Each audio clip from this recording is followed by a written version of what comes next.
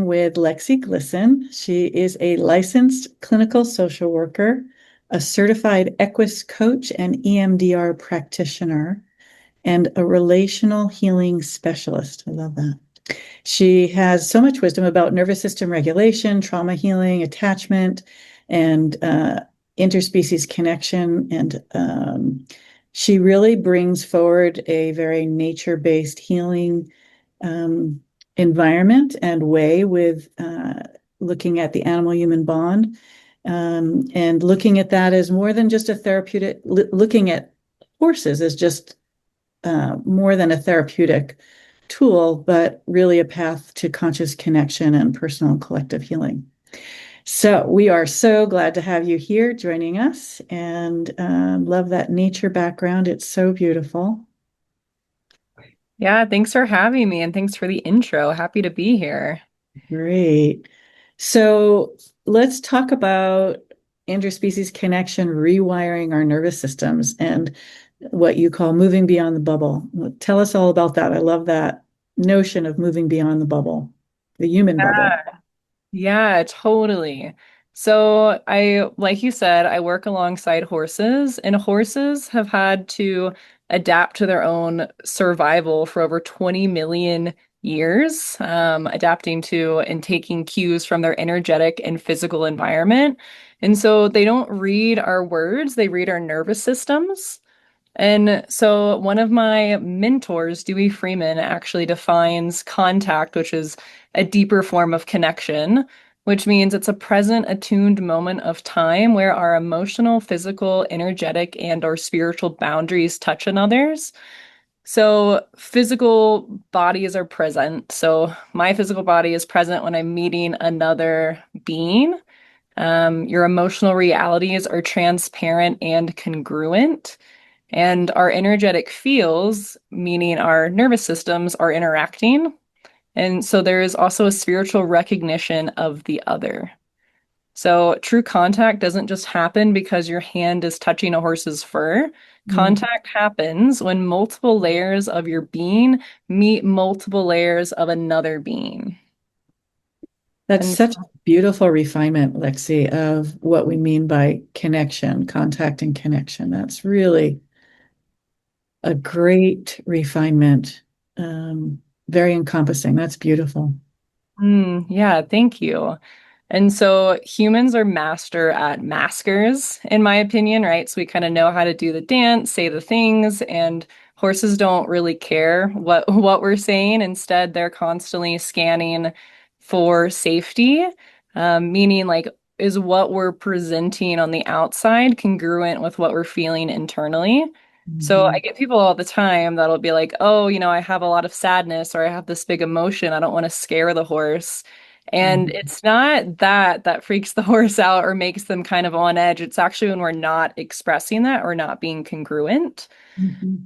And so, horses pick up on all these cues and they let us know where we're holding certain patterns or running certain scripts, such as I'm unworthy or we have our defenses up because they react in a certain way, which can look different for each horse, but sometimes they just move away from somebody or they respond in a certain way where I know like, hey, what's going on here? Like you're saying this one thing, but the way the horse is responding, I'm curious if there's something else running the script that's actually getting in the way of you making contact, that deep connection with this other being. Yes, yes, yes, yes. So for people who aren't as familiar with this whole realm, when you say running a script, can you talk a little bit about what you mean by that? Totally. And so when I say running a script, it can be like an interject, which is something, it's like a belief or a story that we swallow whole without really identifying where it came from. So this can happen culturally. That can even just be like gender stereotypes. It can happen, within the family system, can happen all sorts of places, but maybe that person wasn't born into this world with the script, but then they've now, been conditioned to believing Mhm. that about themselves, Mhm. such as I'm unworthy, I'm unlovable, all of that. If we're in that script, we're in our intellect, and that puts up walls, and we're unable to connect in a deep way. Right, right. And so often those places inside of us are subconscious. It's not like we're walking around saying, I'm not worthy, um, uh, or I have some deep trauma inside, that's not been processed or resolved. I wonder if you could give an example or two of how it might show up um, with the horses. Yeah, totally. So I might use the example of attachment styles even. So some people might be familiar with like anxious attachment versus avoidant, and sometimes we kind of switch between the two depending on what relationship we're in, what part of life we're in. So, for example, let's say I invite a client to like, hey, why don't we've talked about contact as an intellectual form. Now, why don't you try to experiment with making contact with that horse? Mhm. So, somebody with more of an avoidant attachment or fear of rejection might be like, oh, well, that horse is eating grass. I don't want to bother them. They might kind of write it off as like, they're Mhm. busy. It seems like they want to do their thing. And they're kind of, their script is that they're protecting the horse's peace. But in reality, what I see is some fear of rejection. Like they're afraid to even go begin the conversation. Mhm. Mhm. Right. Right, right, right. This can also happen with the other side would be anxious attachment, where let's say a horse and the human are, interacting in the sense that the horse is looking at the human, maybe the person is petting the horse, and then the horse, decides to walk away. Maybe there's a noise in the background, or, they walk away for whatever reason. And then the person feels like they again feel rejected or like they've done something wrong or the horse doesn't like them because there's not that close proximity. When in Mhm. reality, there's the whole field at play, and it's not just about the human and the horse. Maybe there's another horse in the herd that is Mhm. interested in something that that horse isn't interested in as well. And so Mhm. we have these stories or scripts that get in the way of feeling the connection, even when there's physical distance. Right, right, right. That's so great. And so, you're talking about these places that are subconscious, perhaps, that are not as connected in like we don't understand necessarily how that story is playing underneath the surface and how energetically that's in like part of us and how the horse is reading that. How does that show up? How do you connect that with like people to people relationships and perhaps like with dogs or cats? I know you work more so with horses, but all of this, like these patterns really show up in our lives. Totally. Well, if I'm in a session with someone and I see that dynamic playing out, I might just probe the question of, hey, like, where does that, I'm seeing this happen. Where does that show up outside of this session? And then I Mm-hmm. might be like, oh, with my romantic partner, this happens all the time. Or it's like, Mm-hmm. hey, I know you have a Mm-hmm. dog. Like, do you ever notice that happening with your dog? Where if they're not on top of you with that physical contact all the time, you feel like you're disconnected just because they want a little space and they're a few feet from you. It's like, Right. oh, that. Right. So you're really, what I hear is your part of your role is helping people tune into those places that have maybe not had a clear external voice or been up in their conscious awareness about, or maybe they've seen the pattern, but haven't really understand some of the parts of it. Yeah. Totally. Yep. Beautiful. I love that. And so, of course, horses, as you were saying, like they read our energy. They read what's actually going on underneath what you were calling like a mask, or, how we've learned how to behave in the world and be. Yeah. Yep. Absolutely.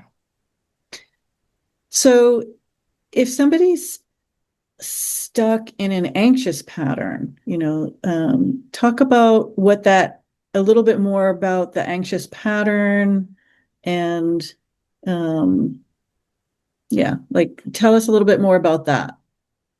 Yeah. So, yeah, let's say that somebody is, expressing an anxious pattern where they're like, oh, this horse walked away from me, or they're a few feet from me, I don't feel like we're in connection, or they must not like me, etc. something that I can actually do in session with people is, let's say, oh, where does that show up for you? They've identified that with a romantic partner or a friend or a family member, etc. Then I can say, hey, like, what's a quality or skill that you want more of that would actually help? Like, if you tuned into this quality or skill that maybe, the horse is representing or something that's in this scene that you can see, what would that skill be? So that's a whole thing in its own of like, oh, let's say they identify like groundedness. If I was grounded, or if I was more grounded, it wouldn't matter so much if the horse was, slightly, farther away from me or, they went to go do their own thing, etc. And so then it's like, okay, like what in this scene represents groundedness to you? Maybe they're like, oh, the way that horse is just eating grass, like they're taking care of their own needs and they're eating grass. So clearly, they're at a state of Mhm. calmness because they're eating and they're being curious about the other horses and me. It's like, cool. So how do we create that in your own body?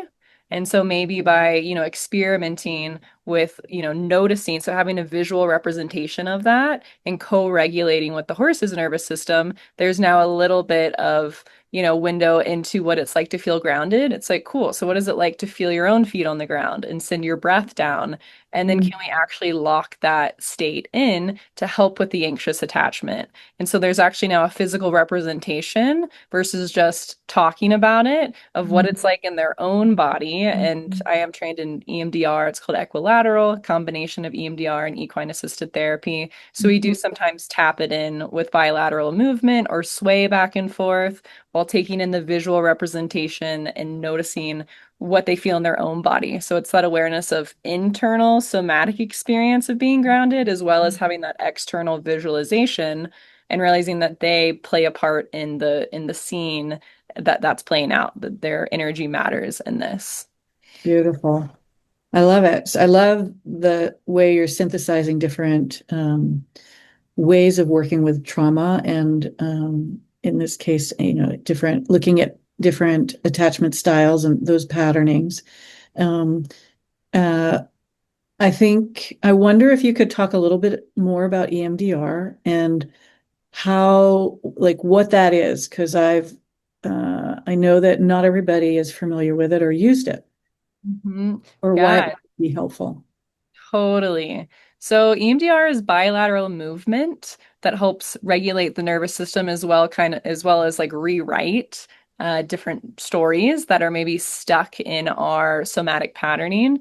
So that could be an interject, like we talked about earlier. So something that we swallow whole, such as I'm unworthy or I'm unlovable. And there's typically certain specific memories that are linked with those patterns.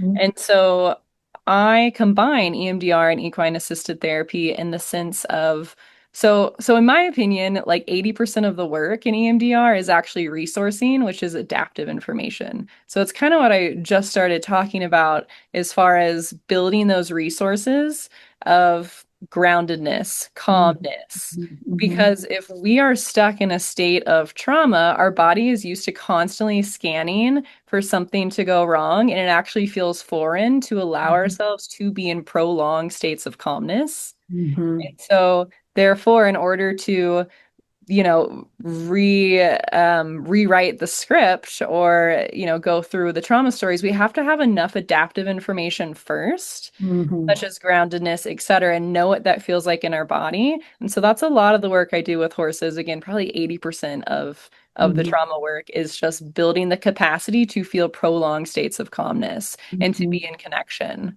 And Mhm. then if Together, totally, yes, in relationship. really actually important. Yeah. Absolutely. And then once that person can be in connection, make contact, have that adaptive information through resources.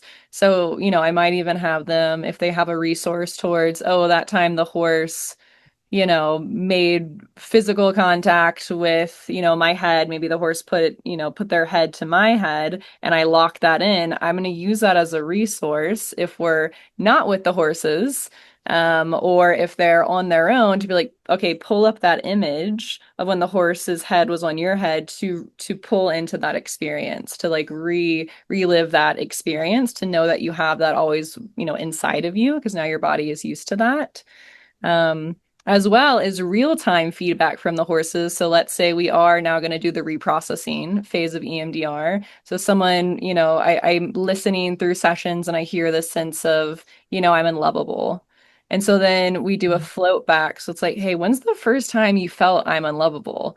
And so then they pull up some memory when, let's say, they were 6 years old with their family and, they felt rejected or judged in some way by their parents. And Mhm. so we're going into that memory, but at the same time, as I see that person getting too far in the past in that memory, almost as if their body is about to start reliving it, I clue Mhm. them into like, hey, like open your eyes, look around you. We're typically with the whole herd of horses. And Mhm. what do you see with these horses? Like what do you think they're experiencing right now? And so, maybe they're like, oh, they're eating grass. It's like, okay, cool. If they're eating grass, like what does that mean? What state are they in? It's like, oh, they must be calm.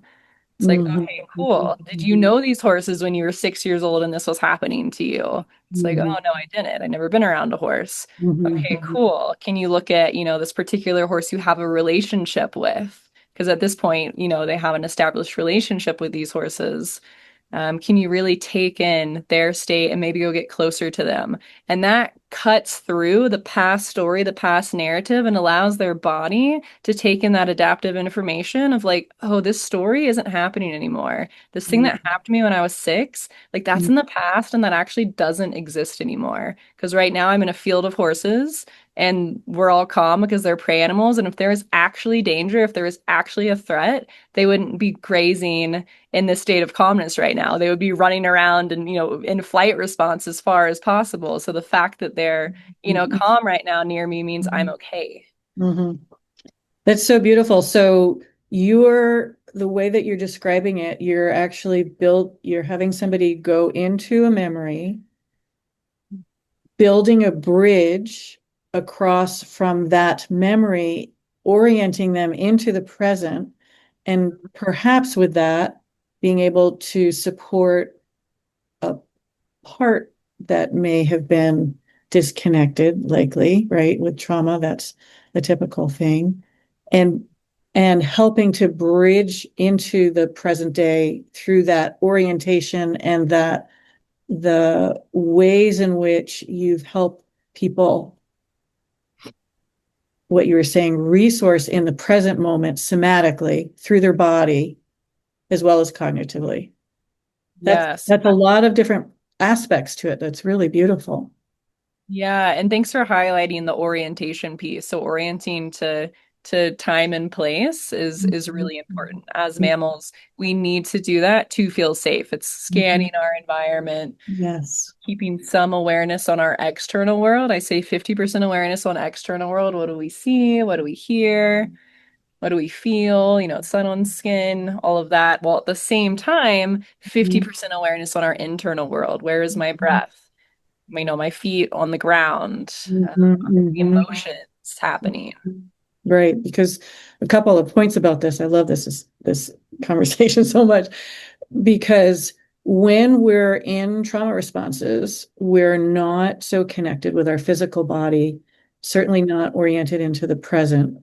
It's as it, and we can relive those experiences as if the brain is experiencing it currently, Mhm. past. Um, and there was another thing that I was going to say. Oh, right. So when you're talking about scanning, one of the things that I have done for myself, but also with people, I grew up with panic attacks, so I'm very familiar with all of this. And is when you're doing that scanning, it's also saying, like making a note consciously, oh yeah, there's a door, oh yeah, there's a window, oh, there's an escape route. Not that you're necessarily going to do that at the moment, but that your system has that information. Mhm. Like Absolutely. that scanning for safe, it's part of that scanning for safety thing, not feeling trapped. Yeah, and when working with horses, that's a big safety piece is making sure that we don't physically trap the horse in where they always have, Mhm. a way to leave. And same with the client. It's always like there's the door, you can leave that way, the horse can walk around this way. We're not going to trap them up against the fence. And so Right. where our body is oriented is really important for that. Right. Right. And with such big animals, right? Even if they're a mini, right? They're big, powerful animals. And especially if somebody's not familiar with being around them, that can in and of itself raise fear. So what you're talking about is this part is once a relationship has been established, it sounds like. Yep. Yeah, absolutely. So Yeah, another thing is, yeah, yeah, and another important element is I use lead mare symbology a lot. And so the Mhm. lead mare is really good at dual awareness. So they're really good at taking care of their own needs, knowing where their own nervous system is, while at the Mhm. same time looking out for the whole herd. Mhm. So a lot of times as people, we're either too internally focused. So it's like, oh my gosh, my breath changed. What am I feeling? Am I hungry? And then we might miss external cues where it's like, I didn't even hear what you just said. I Right. didn't even know there was danger in the background or whatever it is. Mhm. Or Mhm. we're the opposite, we're too externally focused, and it can show up as hypervigilance, actually, of like, oh my gosh, that person moved their eye slightly. I wonder if they're mad at me, or, Mhm. something bad about to Mhm. happen. The weather slightly changed. Oh my gosh, I got to run inside really quick. And then Mhm. we totally abandon our internal world of like, oh, like my heart rate was super up. I could have just, taken some slower breaths or sat down for a bit, but all Mhm. of my awareness, was external. And so, That's so great. So not everybody knows about herds and mares and how all of that part works. So can you talk about like, I mean, we can generalize lead mare, right? totally. But there's some really important pieces to it that you started to talk about, but I think like opening that conversation even a little bit more would be fantastic. Totally. Yeah. So in a herd dynamic, ideally all the horses are, working collaboratively and there is kind of a pecking order, so to speak. And so there is one leader, that's the most adaptive way of survival. And so typically the leader is a mare, meaning a female horse. And that leader is the best at, again, dual awareness. So they're really good at taking care of their own needs and also looking out for the needs of the herd. There's Mm, also the idea of if they're looking out for their own needs, that's also what's best for the herd. And they're not wasting energy on false alarms. mm, So, they're not like, oh my God, at every single mm, noise or mm, every single thing. mm, They're going to look, they're responsive. So when they hear something, they're going to look, mm, but they're mm, not going to waste energy being, mm, anxious or scared or sending false alarms to the whole herd because again, right. that's just a waste of energy. They are going to scan it, and then if they think it's an appropriate threat, then they're going to, you know, flight response, run away, and the herd will follow them. So the herd is really attuned to that lead mare to know when there's actual danger present. Mhm. Same thing as some other horses in the herd might get spooked, and the lead mare is always going to watch for what that horse is getting spooked by or scared. But if it's Right. not an actual threat, she's going to send signals of like, we're okay. It's Yeah. just a bag. It's not actually a mountain lion. That is right. That is such a great detail that she will then also send a signal just by her presence of like, hey, we got this. We're all good to go. And for instance, no mountain lion over there, no bear coming, like, there's nothing happening. We're good.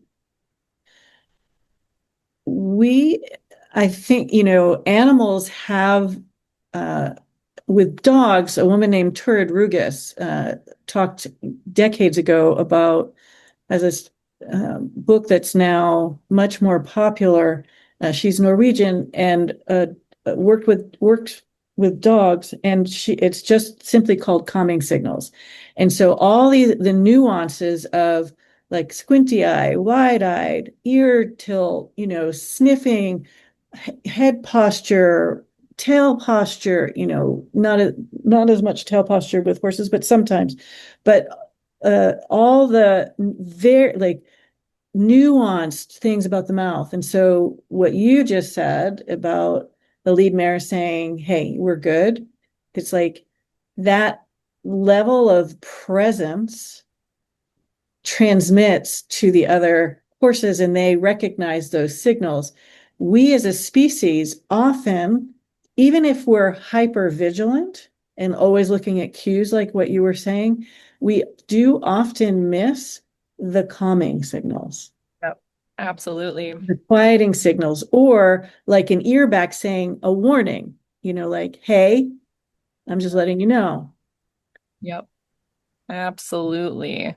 Yeah, and that kind of goes back to like building the adaptive information first because a lot of us are so wired to scan for the threat and don't know how to look for the calming signals that it's Mhm. actually okay and actually sit in prolonged states of calmness, groundedness, okayness. I love that. That's so great. I'm just thinking of different examples, and one was of a lead mare. I've One of the other speakers actually, Netta DeMaio, is with Return to Freedom. She has a wild horse conservancy and Mustang sanctuary, one of which they're nearby me. So I've had the honor of being leading groups there and also watching. They have one of the family bands that literally did grow up together when they were reunited and are back out on this land on 2,000 acres, and you can watch this one gray mare uh, do exactly what you were describing. You don't always see it in domestic horses if they're not used to being out in groups with the same group over a longer period of time where they've reformed little bands, and you'll see pecking order right away, but you won't always see this unless you really look for it. And it's just amazing to watch it happen. Like she'd pick her head up, you'd watch her ears scanning, her eyes scan. Her eyes would be on Aries the stallion and where the rest of her herd is. And then she'd just go back and eat grass. Yeah. Or another time they just took off running, and she was always in the lead. hmm Yeah, it's pretty amazing. Nonverbal communication is so important. And yeah, us as humans, we miss that a lot. We get really, um, yeah, like conditioned to just verbal communication and throw out the nonverbal when nonverbal, in my opinion, is like 80% of it. It is. And it's such a complex thing because we it's like we do read things, but we're so conditioned to dismiss what we're sensing.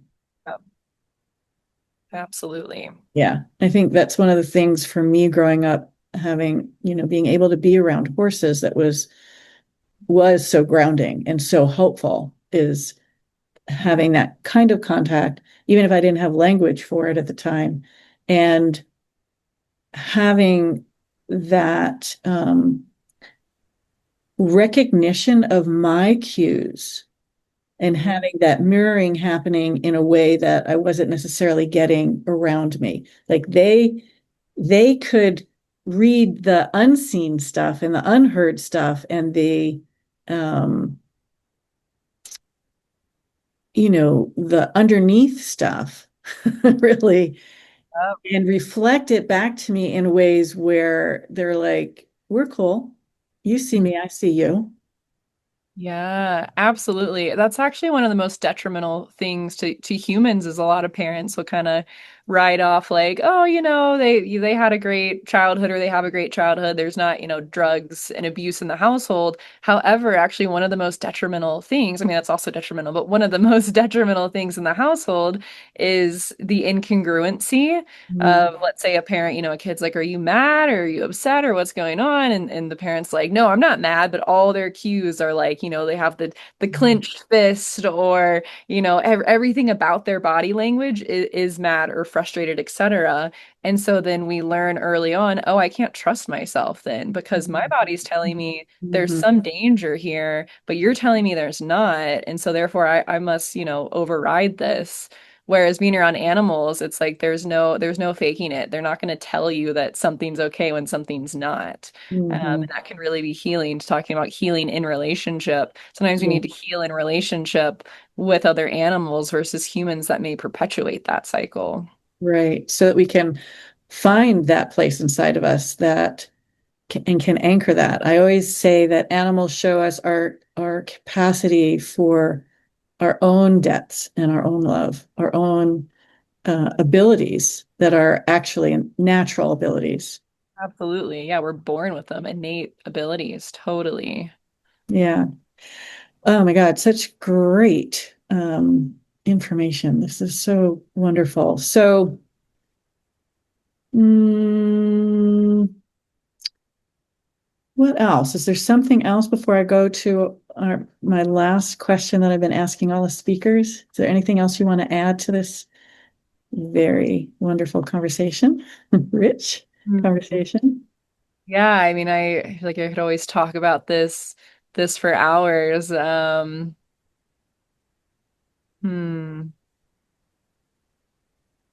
Yeah, I think just the ability to, when we partner with animals, how amazing and important it is to, again, yeah, to trust ourselves and to get to Mhm, trust our bodies, mhm, and to have a mirror in another being that lets us know, where our nervous system is responding to something that we may have overridden, such as muscle tension, um, our breath, certain emotions, all of that, and to really get to cut through our intellectual patterns. mhm. It's Yes, just really such a yes.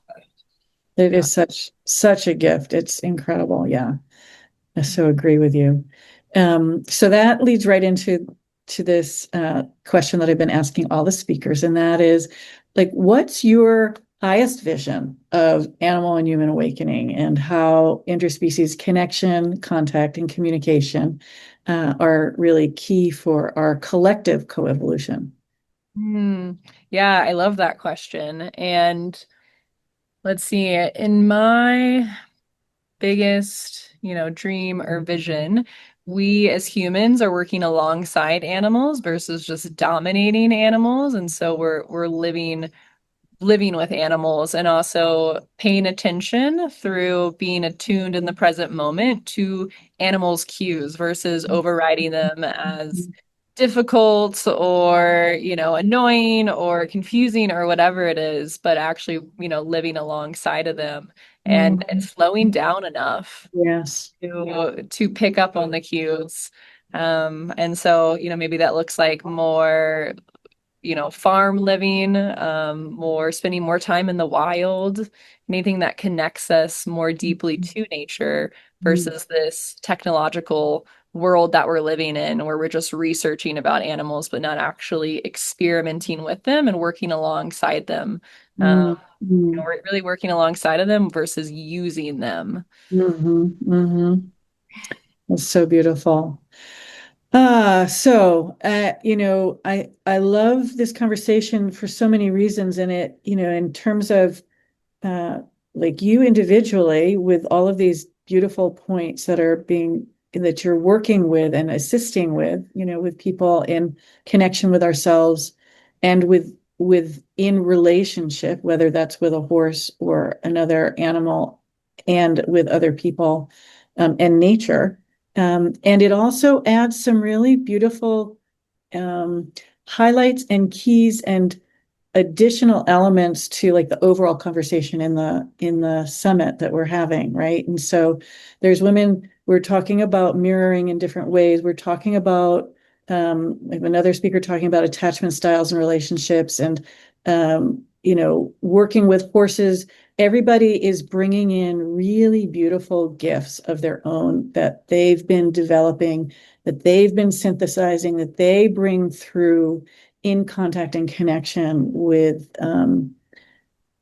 how we are being together, how that, and what else is possible with these beautiful and amazing animals that we're so fortunate to have in our lives. Can't imagine life without nature, animals at all. Like that would be devoid of meaning. Yeah, Life, yeah. yeah. So thank you so much for joining us. I so appreciate it. And thanks everybody for joining us. I'm your host, Sandy Rakowitz. Uh, Remember, if you want to continue viewing, watching, learning through all of these wonderful, amazing speakers, you can always get the all access pass. And we're going to have a closing ceremony. So on the last day, so keep an eye out in your emails for that. And again, just thank you, everybody. Thank you so much, Lexie. Thanks so much, Sandy. This was a lot of fun.